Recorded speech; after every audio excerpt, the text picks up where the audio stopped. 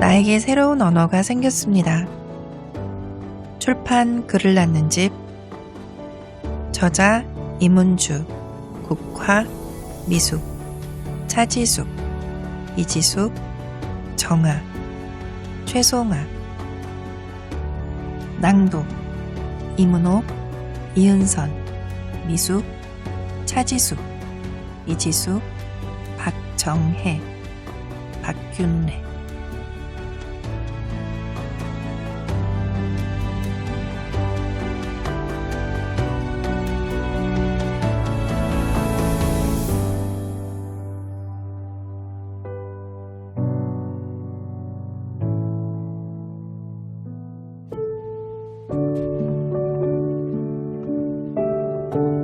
일곱 개의 새로운 언어 만들기.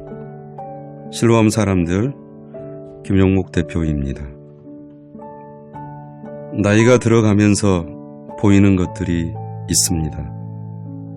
젊었을 때는 그냥 넘겼던 것들이 눈에 들어오고 자꾸 마음에 밟힙니다. 이제야 철이 들어가는 것입니다. 이 책은 그렇게 내 마음에 들어왔습니다. 광주 장애인 가정상담소에서 기획한 장애 여성의 이야기가 세 번째 이어졌습니다. 자신의 일상을 들여다보고 감추어져 있던 욕망과 꿈에 대하여 치열하게 사유한 결과물입니다. 저자들은 10개월에 걸친 글쓰기 강의에 참여해 서로 마음을 여는 대화를 통해 자신의 삶쓰기를 완성했습니다.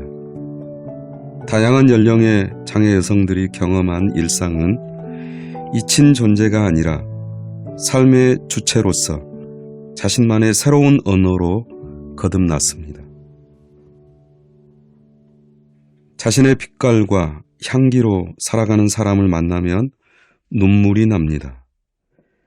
한 번도 드러내지 않았던 여리디 연한 속살을 대할 때면 숙연해집니다. 먼 길을 돌아왔지만 길을 잃지 않은 사람들의 힘이 느껴집니다. 이 책은 장애인으로서가 아니라 한 인간으로서 자신을 세워온 이들의 꿈과 삶을 날것으로 만나게 해줍니다. 저자 7명이 내게 준 감동의 고갱이입니다. 다행스러운 것은 우리에게 아직 기회가 있다는 것입니다. 함께 커피를 마시고 밥 한 끼 먹고 꽃구경과 바다 여행도 하며 서로의 손을 잡아줄 시간이 남아 있습니다. 그런 면에서 이 책의 이야기는 현재 진행형이고 내일을 담고 있습니다. 나를 절망케 만들 수 있는 사람은 나뿐이다라는 말을 자신의 삶을 통해 보여주신 7 필자들에게 박수를 보냅니다. 그리고 가정상담소 직원들의 헌신과 글쓰기 강의를 맡은 송기혁 작가의 열정에 감사드립니다. 기쁜 마음으로 독자들에게 일독을 권합니다.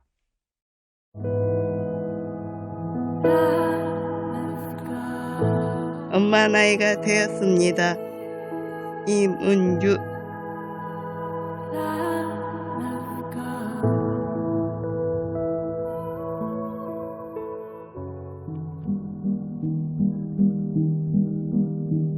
나는 1971년에 전라북도 일산에서 태어났다. 어려서 소아마비를 앓았고 아버지가 중풍으로 쓰러진 후 가족들이 수소문해 여성 장애인 시설 실내암 재활원에 들어갔다. 이후 문태술과 결혼하면 자립하였다. 웃음이 많고 수줍음이 많지만 하고 싶은 말은 참지 못한다. 감정이 풍부해 별것 아닌 일에도 눈물이 왈칵 쏟아져 소주꽃이라는 별명이 붙었다.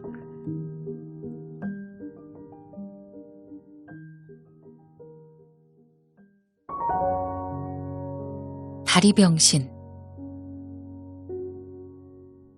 나는 어릴 적 소아마비에 걸렸다. 그로 인해 근육이 마비되었고 장애인이 되었다.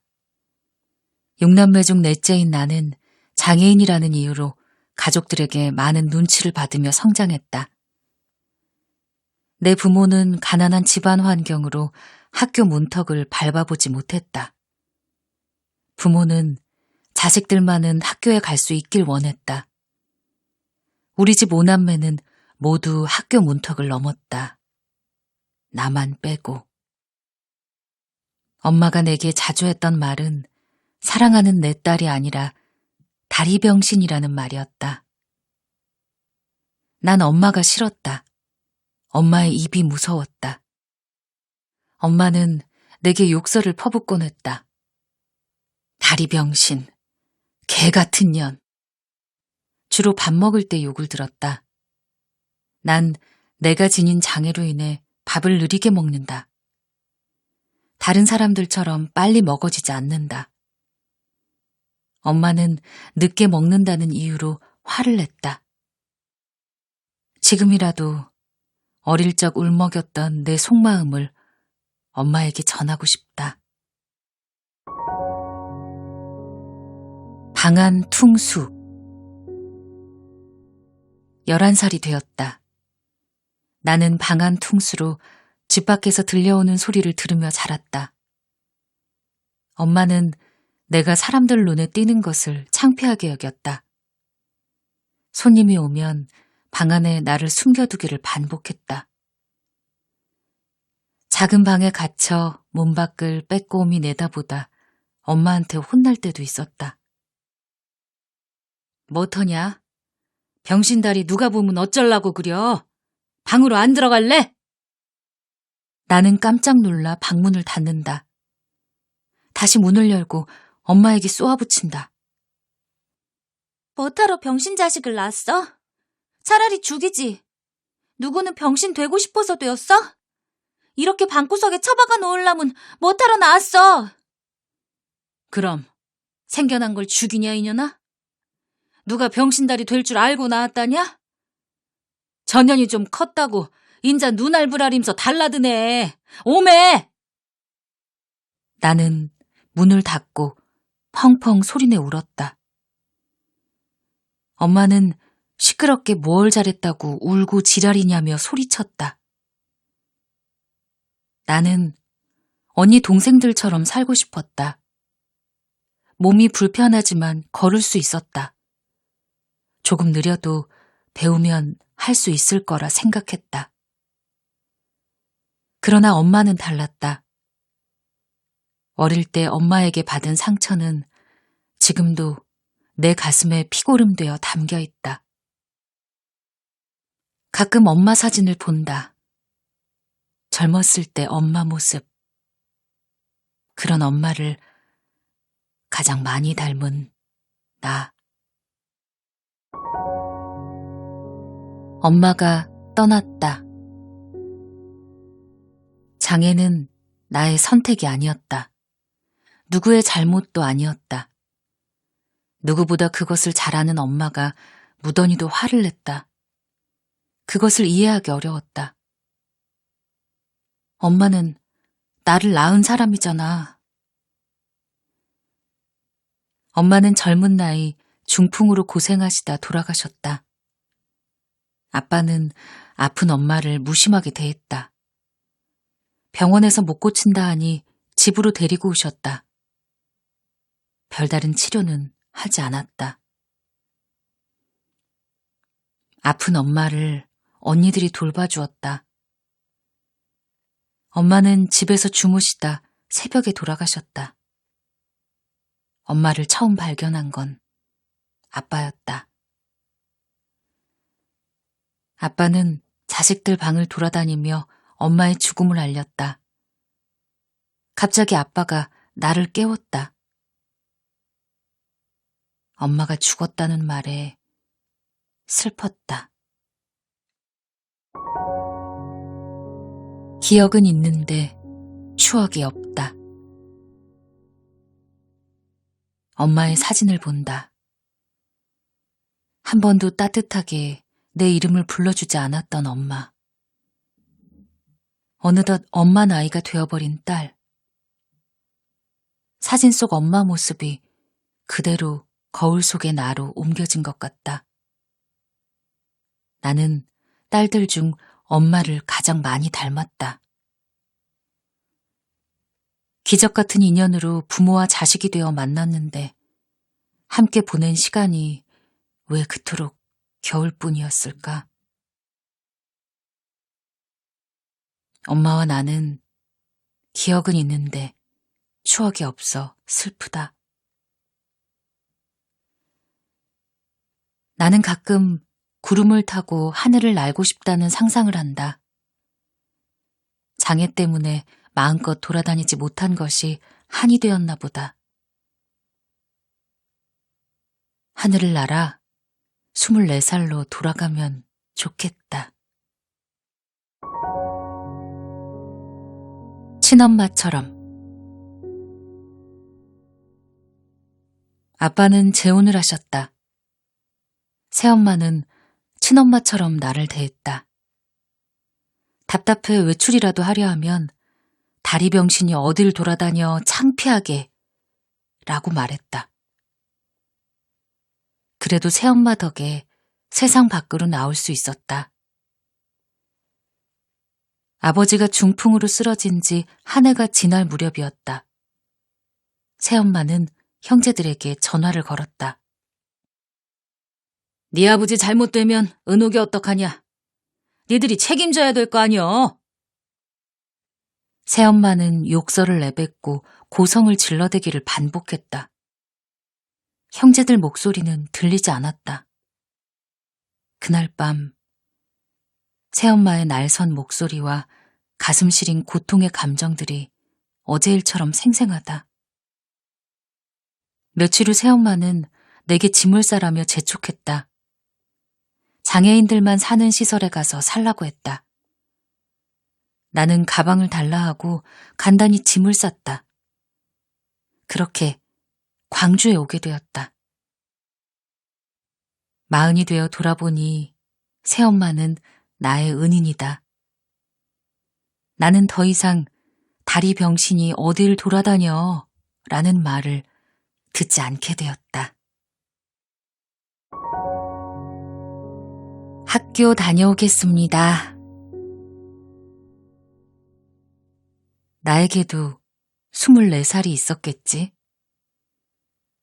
그 소중한 시간들이 지나고 50이 되었다. 50대가 되니 슬프다.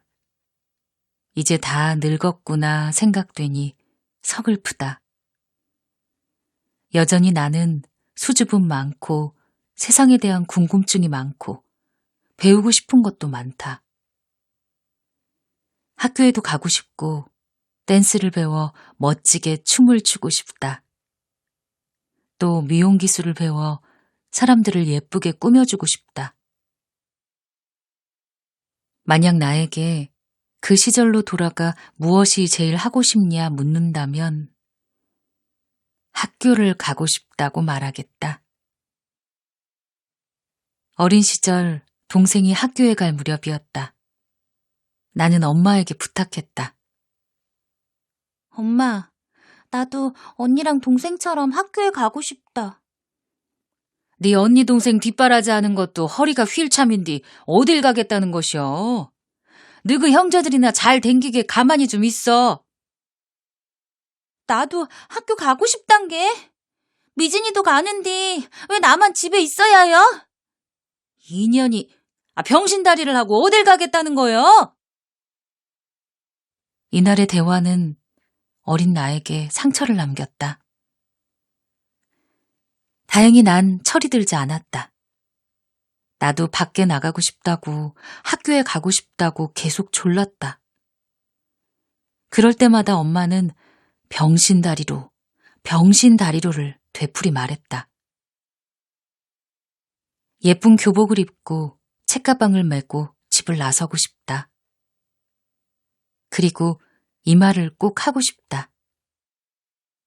학교 다녀오겠습니다. 오지 말아라. 남자를 만났고 연애를 했고 결혼을 결심했다. 양가 모두 반대했다.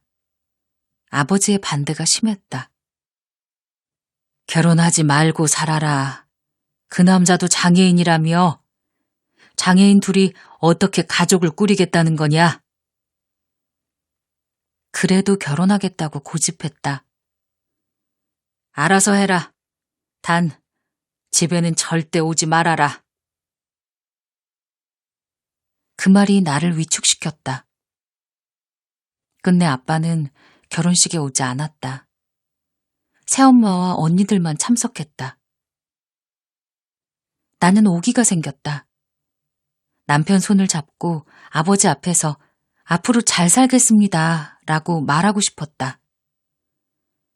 신혼여행에서 돌아오자마자 채비를 했다.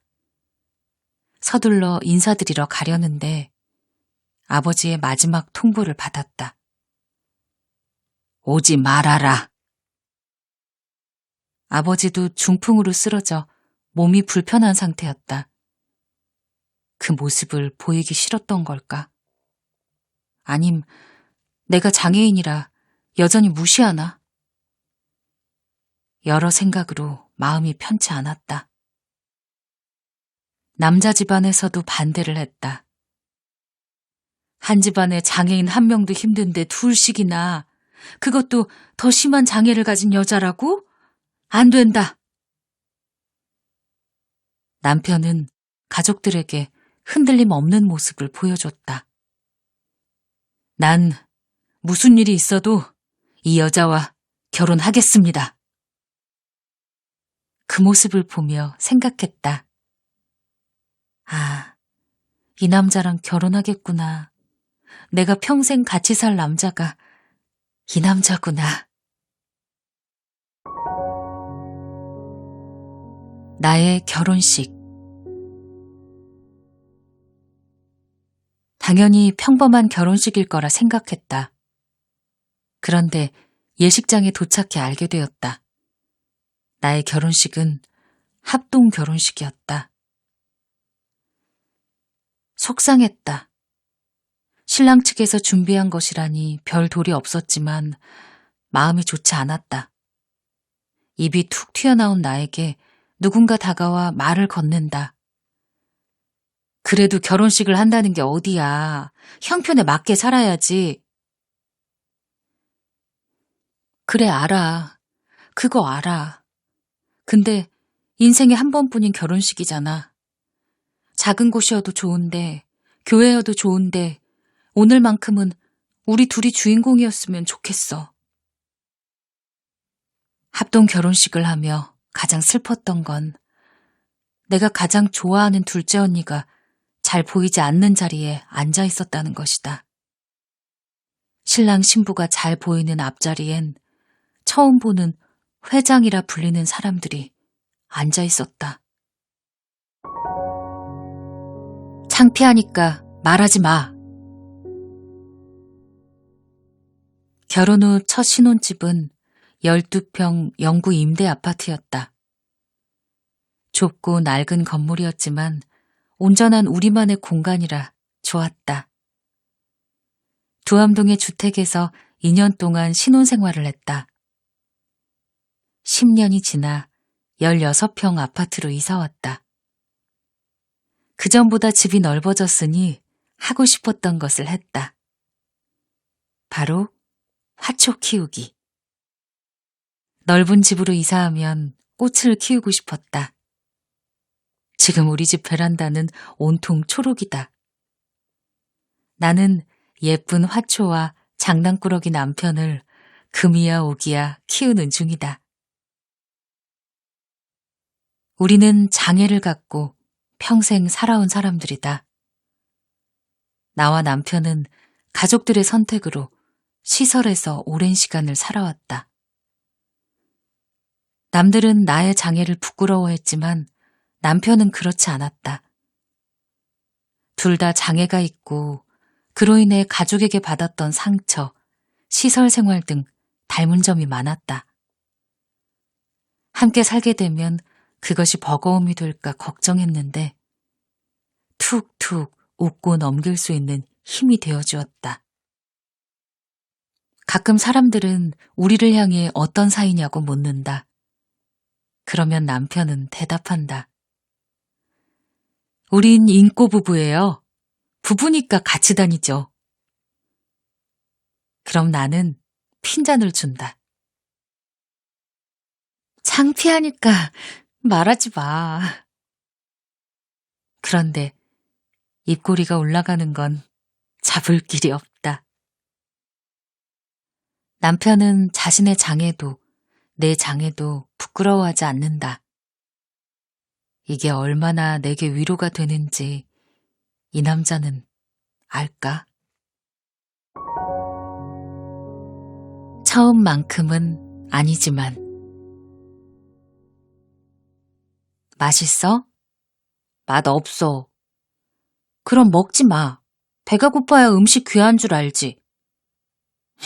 맛있어. 남편은 내가 해주는 요리를 좋아한다. 맛있다 말해주는 남편이 고맙다. 활동 지원사가 함께 있을 땐 청개구리처럼 말을 잘 안 듣지만 둘이 있을 땐 그렇게 든든할 수가 없다. 처음만큼은 아니지만 여전히 남편을 보면 설렌다. 내가 삐질 때면. 결혼 후 어느덧 10년이 되었다. 여전히 남편은 내 휠체어 뒤에 든든히 서 있다.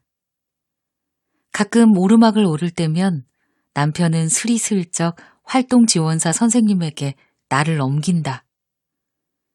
남편이 뒤에 있겠거니 돌아보면 저 멀리 아이처럼 놀고 있는 남편 모습이 보인다. 그 순간 서운함이 밀려온다. 마치 손잡고 걸어가다 손을 놓아버린 느낌이랄까? 한편으론 내 남편도 늙었구나, 늙어가고 있구나 라는 생각이 든다. 나는 삐진 마음을 표현한다. 이럴 거면 뭐하러 결혼했어? 그럼 남편은 속없이 대답한다. 좋아서 결혼했지? 내 마음을 들었다 놓았다 하는 이 남자. 학교를 안 다녔는디 어쩌라고. 글을 배우고 싶다. 늘 배우고 싶었는데 손이 맘대로 움직여지지 않아 포기하곤 했다. 그림을 배우고 싶은 욕심은 남편을 만난 후 생겼다. 남편은 취미로 그림을 그린다. 칼과 숟가락, 밥그릇, 부채 등을 그린다. 그는 나에게도 그림을 배워보라 권한다. 나도 남편이 좋아하는 것을 같이 하고 싶다. 정말 배우고 싶은데 손 움직임이 뜻대로 안 되고 글도 잘 모르니 자신감이 점점 떨어진다. 이런 내게 남편은 바보라고 놀린다. 나는 항의한다. 학교를 안 다녔는디 어쩌라고.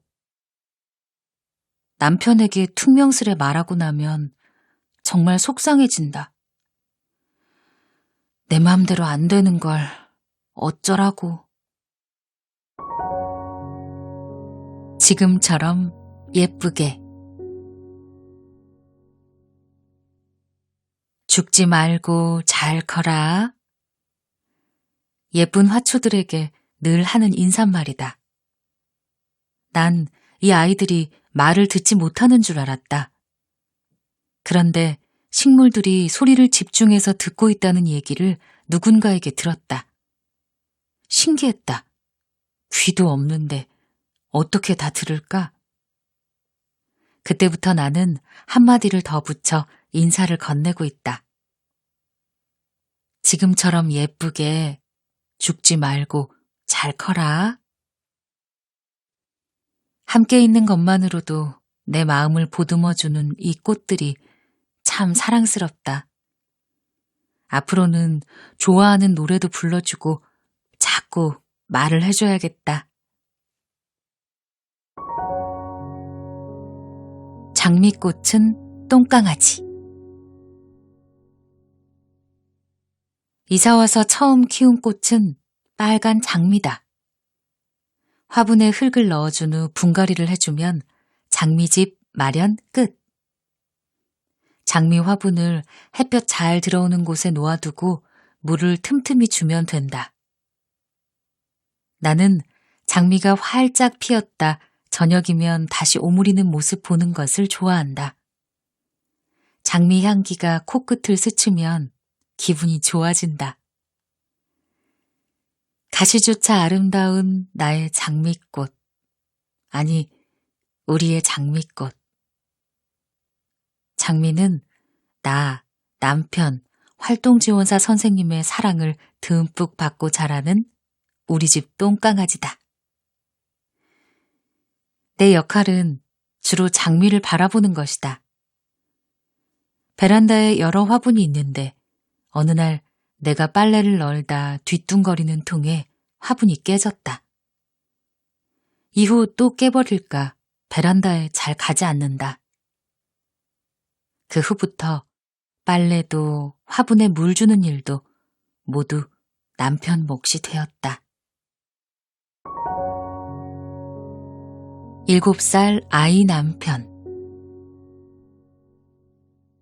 남들은 나를 얌전하다고 말하지만 나는 결코 얌전하지 않다. 남 눈치 보지 않고 하고 싶은 말이 있으면 웃으면서 다 한다. 욱하는 성질도 있다. 내가 화날 때는 남편 때문인 경우가 많다.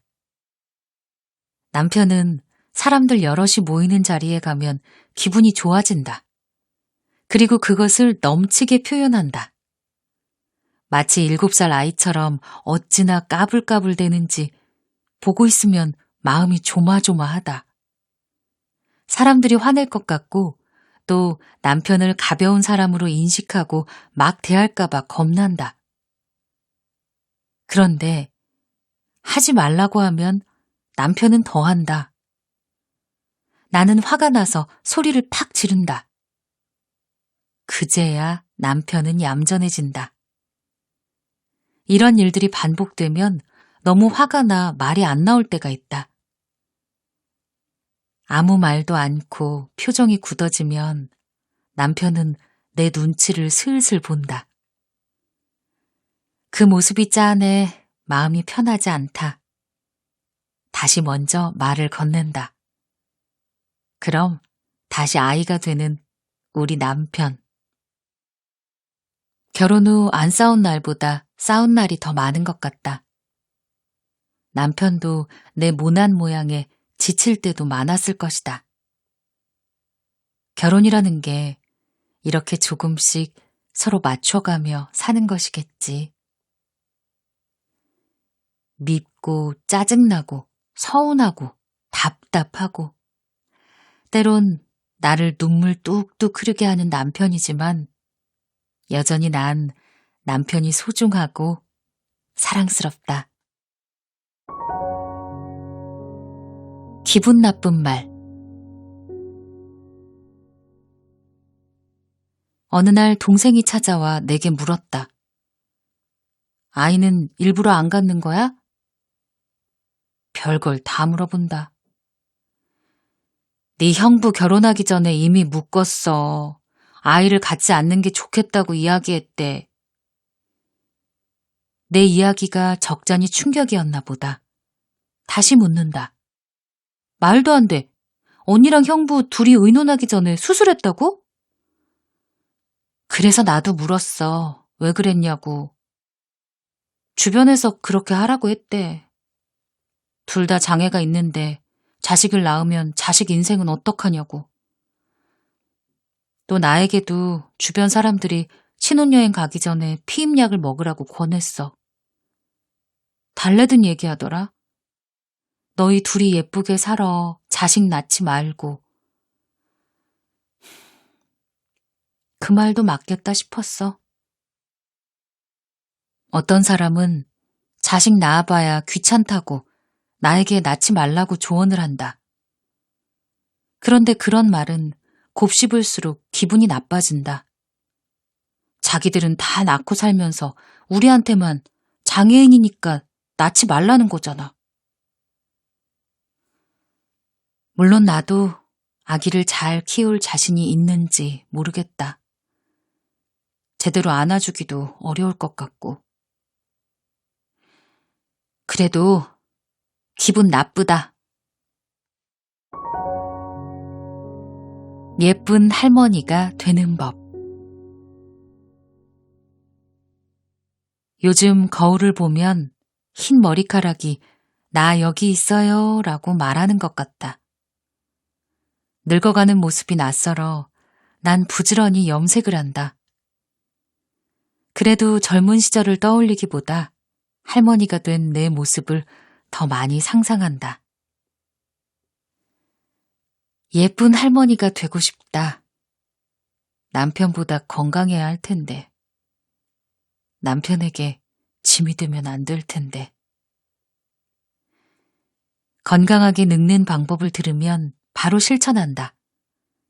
채소를 많이 먹으면 좋다고 해 부지런히 먹고 있다. 이곳 저곳 다니며 배우는 것도 많다. 예쁜 옷도 주저하지 않고 사서 입는다. 외출할 때는 색이 진한 립스틱을 바른다. 다른 화장은 하지 않는다. 아니, 못한다. 손이 내 마음대로 움직여지지 않으니 엄두가 안 난다. 립스틱을 바를 때 나도 모르게 휙 하고 제멋대로 손이 움직여 다시 바르기를 여러 번 한다.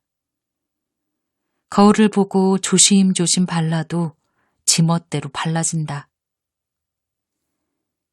예전엔 내 장애 때문이라 생각해 화부터 났는데 이젠 생각을 바꿔가고 있다. 이것이 원래 내 생김새인데 내 손은 예전부터 이래 왔는데 나마저 타박하고 미워하면 되겠나. 내 손하고 친해지는 연습을 하자. 화초에게 예쁘다 예쁘다 말 건네듯 내 손에게도 예쁘다 귀하다 말 건네야지. 나는 나를 예쁘게 꾸미고 싶다. 난 마음이 젊은 멋쟁이 은옥 할머니가 되고 싶다. 죽음 삶의 또 다른 이름. 희망이 아빠가 지병으로 죽어 장례식을 다녀왔다. 그는 우리와 같이 부부 장애인이었다. 그들에겐 딸이 하나 있었다. 영정사진을 딸과 엄마를 한참 보고 온 뒤였다. 집으로 돌아오며 남편과 이야기를 나눴다. 희망이가 아빠에게 편지 낭독 들으니까 우리도 자식 하나 낳고 후회된다. 우리가 죽으면 누가 기억해줄까? 누가 영정사진을 품어줄까? 누가 저리 슬피 울어줄까?